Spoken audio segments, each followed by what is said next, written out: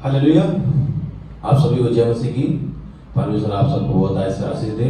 आज एक नए संदेश के साथ में उस परमेश्वर के जीते कलाम के साथ में आपके सबके सामने आज का संदेश है पूर्ण सुसमाचार।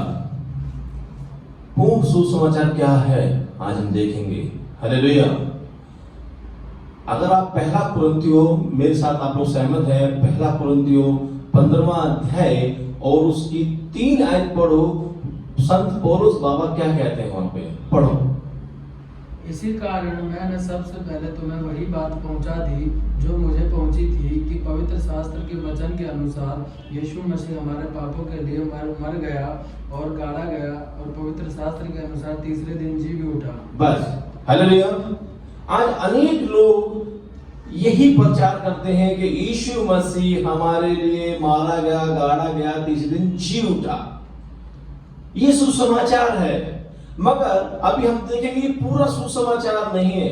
आज मसीह समाज की ये बड़ी दुर्भाग्यता है कि लोगों को आज आधा ही सुसमाचार सुनाया जा रहा है, पूरा सुसमाचार नहीं सुनाया जा रहा।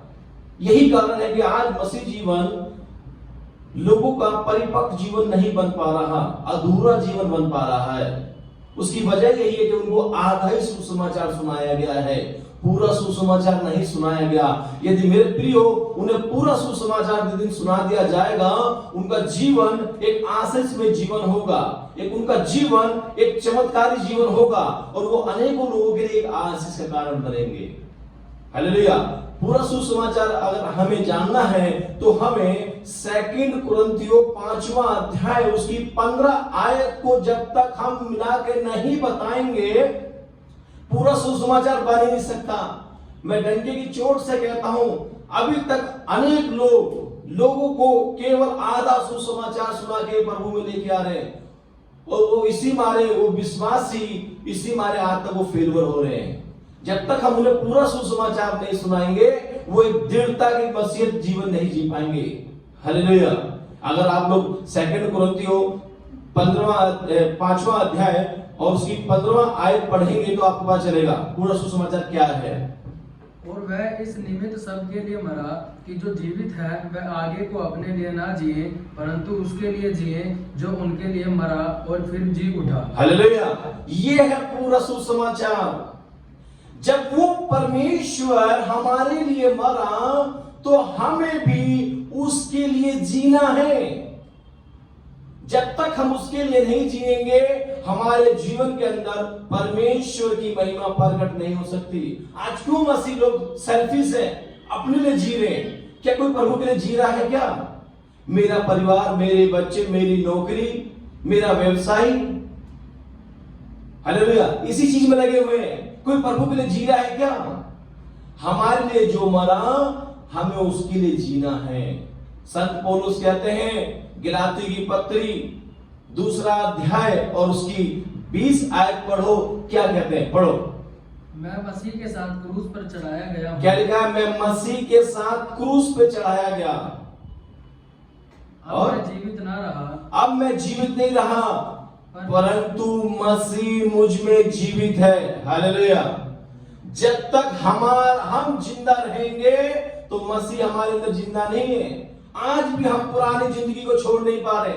आज भी जो पुरानी आदतें हमारे अंदर आज ही बरकरार है। आज भी हमारे अंदर ईर्ष्या, क्रोध, जलन, भयभाव, नशा आज भी हम कर रहे हैं जो पहले भी करते थे। मेरे प्रियो, रोमन 6वां अध्याय पढ़ोगे तो वहां लिखा हुआ है क्या हम पाप करते रहे कि अनुग्रह काफी हो? कदापि नहीं। जब हम पाप के लिए मर गए तो उसमें कैसे दिन बिताए? आज लोग अधिकतर पाप में जीवन बिता रहे हैं। आज भी उनके अंदर सारी कमियां हैं, वो कमियां दूर नहीं हो पा रही। वो इसकी वजह यह है कि वो स्वयं अपने लिए जी रहे हैं, प्रभु के लिए नहीं जी रहे। जो प्रभु के लिए जिएगा वो पौलुस जैसे काम करेगा। वो कहेगा मैं जिंदा नहीं हूं, मैं क्रूस पे मर चुका हूं। मैं उसके लिए जीऊंगा जो मेरे लिए मरा है। मैं उसके लिए जीऊंगा जो मेरे लिए मरा है। हमारे लिए प्रभु यीशु मरा है तो हमें भी उसके लिए जीना चाहिए, जीना चाहिए। आज हम क्यों ऐसे फेल हो रहे जीवन हम जी रहे हैं? क्यों हमारे अंदर से आज इतनी बड़ी समस्या दूर नहीं हो रही? क्या हमारा परमेश्वर इतना कमजोर है कि हमारे नशे से, व्यभिचार से, जलन से, कुड़कुड़ाहट से, हर एक बुरी आदत से क्या छुड़ाने सकती नहीं कर सकता? रखता है। मगर ये कब होगा? जब हम उसके लिए जिएंगे, उसके पद चिन्हों पे चलेंगे। इसलिए लिखा हुआ है, गवाहों का ऐसा बड़ा बादल, इब्रानी की पुस्तक 12 अगर अध्याय पढ़ोगे तो गवाहों का ऐसा बड़ा बादल जो हमें घिरे हुए, तो आओ हर एक रोकने वाली वस्तु, उलझाने वाले पाप को छोड़कर वह दौड़ दौड़े जिसमें हमें दौड़ना चाहिए, और सिद्ध करने वाले उस मसीहत की ओर ताकते रहे। ध्यान रखना, हमें दौड़ना है। ये मसीह की दौड़ है परमेश्वर की, इसमें हमें दौड़ना है। मगर जब भी होगा जब हम अपने लिए नहीं, उस परमेश्वर के लिए जिएंगे। अनेक संत लोग उस परमेश्वर के लिए जिए। पौलुस बाबा, पतरस बाबा, अनेकों संत लोग उस परमेश्वर के लिए जिए। वो कभी अपने लिए नहीं जिए, वो उस परमेश्वर के लिए जिए। इसलिए उन्हें पता था कि अनंत जीवन हमारा है, हम अनंत जीवन में जिएंगे। आज अनेक बड़ी दुर्भाग्य की बात है मसीह समाज के अंदर कि लोगों को पूरे सुसमाचार से वंचित कर रखा है। केवल उनको यही बताया जाता है यीशु मसीह आपके लिए मारा गया, गाड़ा गया, जी उठा। अगला स्टेप ये नहीं बताते कि मेरे प्रियो, जो तुम्हारे लिए मरा है तुम्हें उसके लिए जीना है। जिस दिन ये बताने लग जाएंगे, मैं कह रहा हूं मसीह समाज के अंदर एक जबरदस्त जागृति आएगी। हमें क्वांटिटी से मतलब नहीं है, हमें क्वालिटी से मतलब है। हमारे पास क्वालिटी होनी चाहिए। अगर प्रभु के लिए 4 लोग भी खड़े हो जाएंगे, वो प्रभु की महिमा करेंगे। आज अनेकों भीड़ इकट्ठी कर रहे हैं, भीड़ इकट्ठी करने से कुछ फायदा नहीं है मेरे प्रियो। हमें क्वांटिटी नहीं, हमें क्वालिटी चाहिए। क्वालिटी जब ही आएगी लोगों के अंदर जब उनको पूरा सुसमाचार बताया जाएगा। आज लोगों को आधा सुसमाचार बताकर और आधे में छोड़ रखा है। इसलिए आज उनका जीवन दुखदाई का जीवन है। वो अपने लिए जी रहे हैं, उनकी शरीर की लालसा अपनी पूरी कर रहे हैं। ये जब भी होगा जब हमें मसीह के लिए जीना होगा। हालेलुया। आइए अपनी आंखें बंद करें और आज एक फैसला करें कि मैं नहीं, अपने लिए नहीं, मैं उस परमेश्वर के लिए जीऊंगा जो मेरे लिए मरा। आइए सब बैठे होंगे। धन्यवाद यीशु प्यारे पिता, पिता आप मुझसे इतना प्रेम करते हैं, मेरे लिए मरे परमेश्वर, तेरा धन्यवाद करता हूं प्रभु जी। ये शेष जीवन परमेश्वर मैं आपके लिए जीऊंगा। आपकी आज्ञा के अनुसार पापा इस जीवन को पापा व्यतीत करूंगा परमेश्वर। आप मुझे सहायता मदद कीजिए परमेश्वर, आप मेरे निरंतर अगुवाई कीजिए। यीशु के नाम से प्रार्थना करते हैं।